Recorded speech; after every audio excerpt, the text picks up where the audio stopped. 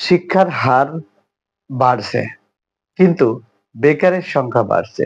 পাশাপাশি ক্ষুধার্ত মানুষের সংখ্যাও কিন্তু বাড়ছে। আবার অনেকেই বলবেন, "না, এখন মানুষের অভাব নাই।" অভাব আছে।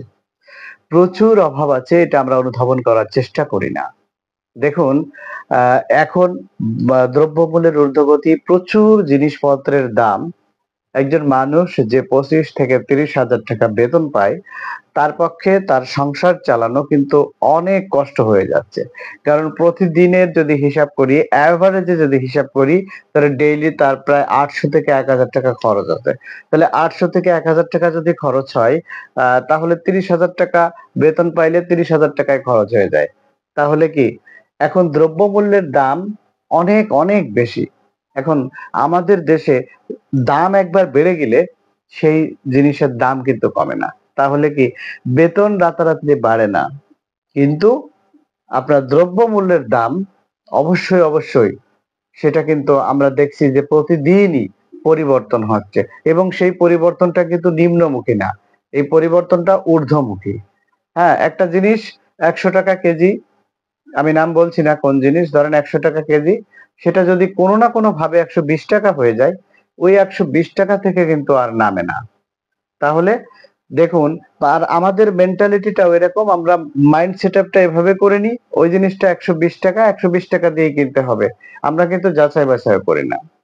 অথচ দেখেন যে আমি যদি পাশের রাষ্ট্রের কথা বলি, ভারতের কথা বলি, তাহলে সেই ক্ষেত্রে যদি কখনো কোনো জিনিসের দাম বেড়ে যায়, তাহলে ওই জিনিস কিন্তু মানুষ খাওয়া কমিয়ে দেয়। যদি মাছের দাম অনেক বেশি নেয়, তাহলে মাছ কিন্তু কেনে না। তাহলে কি হলো? দেখা যাচ্ছে অবশ্যই, অবশ্যই কমে যাবে। কিন্তু আমাদের ভিতরে এই প্রবণতাটা নাই। বরঞ্চ আমাদের যদি আমরা জানি যে কোন জিনিসের দাম বাড়তে পারে, তাহলে সেই জিনিসটা কিভাবে আমরা কয়েক গুণ বেশি কিনবো, এই প্রতিযোগিতা কিন্তু করি। যার ফলে যারা ব্যবসায়ী, যারা সিন্ডিকেট, এ এ এ এদেরকে আমরাই কিন্তু উস্কে দিচ্ছি। তারা আরো বেশি আমাদের দ্বারা ব্যবসা করে নিচ্ছে। তো আসলে প্রকৃতপক্ষে আ ব স্বল্প বেতনে আ বর্তমান সময়ে চলা আমাদের জন্য অনেক, অনেক বেশি কষ্টসাধ্য। এর জন্য অবশ্য আমরা যদি চাই যে নিজেরা যে খরচ কমাবো, তাহলে সেটা কিভাবে কমাবো? আমি কমপক্ষে ২ দিন বিভিন্ন এই খরচ কমাবো, এটা লিখে বিভিন্নভাবে ইয়ে করে দেখলাম যে আসলে কমানো সম্ভব না। কেননা আপনি কোন জিনিসটা কমাবেন?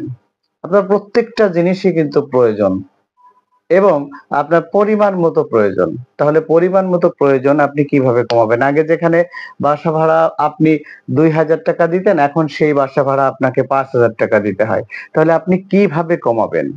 আপনি চাকরি করেন, আপনার তো একটা বাসায় থাকতে হবে।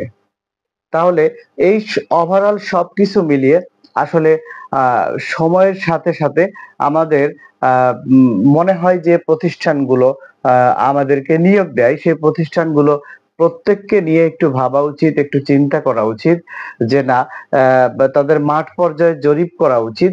জরিপ করে একটা নিখুঁতভাবে আ এনালাইসিস করে বোঝা উচিত, বিশ্লেষণ করে বোঝা উচিত যে না, একটা ছেলে বা একটা পরিবার চলতে ন্যূনতম এই মজুরিটা প্রয়োজন। আবার এমনটি হতে পারে যে সরকার থেকে একটা নির্ধারিত কাঠামো তৈরি করে দিতে পারে।